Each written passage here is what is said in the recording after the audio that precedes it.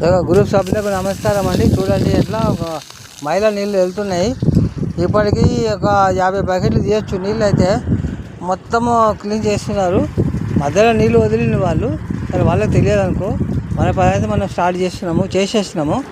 ఇప్పుడు అది లైన్ అయిపోయింది, ఈ లైన్ చేస్తున్నాము.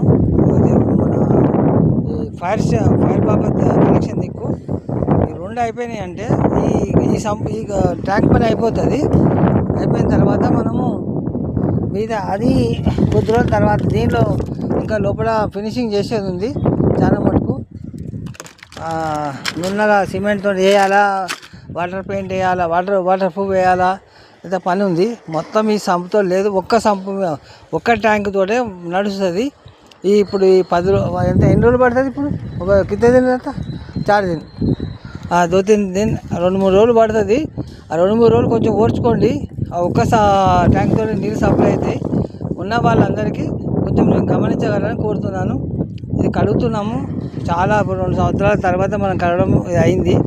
ఇప్పటి నుంచి దీనికి ఒక స్పెషల్ ప్రోగ్రాం పెట్టుకున్నాం. ట్యాంకులు కడగడం అనేది స్పెషల్ ప్రోగ్రాం పెట్టుకుందాము. మన ఇన్ఛార్జ్ గారు, మన చారి గారు, మన మెహతా ఖతూన్ వీళ్ళందరం కలిసి మాట్లాడుకొని మీకు ఒక ప్రోగ్రాం ఫిక్స్ చేసుకుంటాము. మేము ఫిక్స్ చేసుకున్నాక మీకు గ్రూపులు వేస్తాము. ప్రతి 3 నెలలక 4 నెలలక ఎప్పుడు ఒకసారి కడగడం చేస్తాం. ఇక్కడ నుంచి ఎప్పుడు ఇక్కడ లేట్ కాదు, ఫ్రెష్ ఉంటాయి వాటరు. ఇప్పుడైతే బ్లీచింగ్ పౌడర్ వేసాం, సర్ఫ్ వేసినాం, మొత్తం అయింది. అంతా కడగడం అయింది. ఒక బ్లీచింగ్ పౌడర్ వేస్తాం, సరిపోతుంది. చేసుకుంటాం. ఇక్కడ మనుషులను పెట్టి ఒక మహబూబ్ భాయ్ ఆధ్వర్యంలో నడుస్తుంది. మహబూబ్ వాళ్ళ తరఫున స్టాఫ్ చేస్తున్నారు. నేను మన 9 మంది గ్రూప్ సభ్యుల తరఫున నేను కూడా ఉన్నాను, ఉండి చేపిస్తున్నాను. గమనించగలని కోరుతున్నాను. మన గ్రూప్ సభ్యులు ఒక్కొక్క పని అవుతుంది. ఇది అయిపోయినాక అది అవుతుంది.